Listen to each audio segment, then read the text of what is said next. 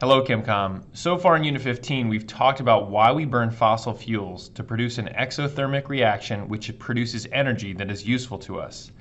Today we're going to learn how to calculate the energy that can be produced from these reactions. Let's get started. We've already talked about how combustion is exothermic.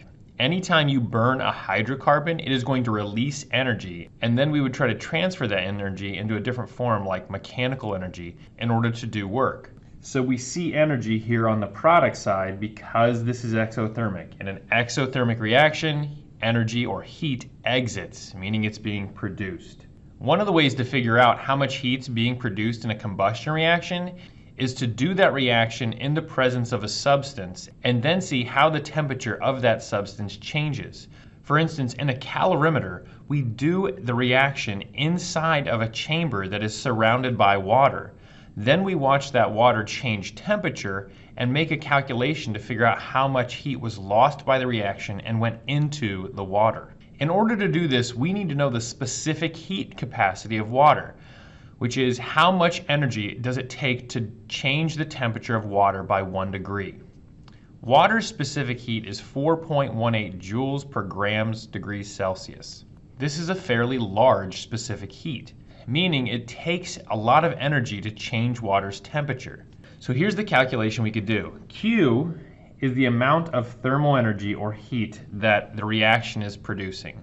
M is the mass of the object in grams. C is the specific heat, and then delta T is the change in temperature, meaning we take the final temperature, or the temperature we're ending at, and we would subtract the initial temperature, or the temperature that we're starting at. So let's use this equation. It says how many joules of energy are given off when heating 12.5 grams of water from 10 degrees Celsius to 25 degrees Celsius. So imagine that this water is surrounding a reaction, and there's a reaction that's taking place. Let's say we're burning propane, and that heat is going to the water and changing its temperature. So in order to find out how much energy the propane is producing, we're going to calculate how much energy went into the water. So Q equals MCAT. Q equals M times C times delta T. We have our mass of water, which is 12.5.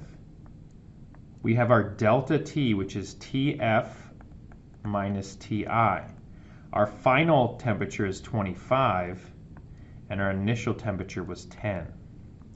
And then C, notice we're dealing with water, which is what you're normally going to be dealing with.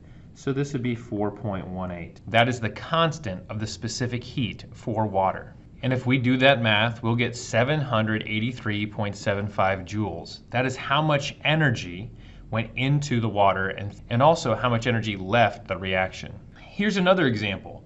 This is what is the specific heat. So this substance is not water. This is asking for C. It's asking us to solve for a different variable.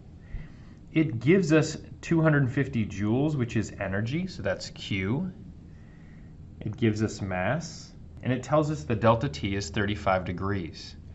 So we're just going to set this up. Remember, Q equals MCAT. By the way, this equation is on your equation sheet.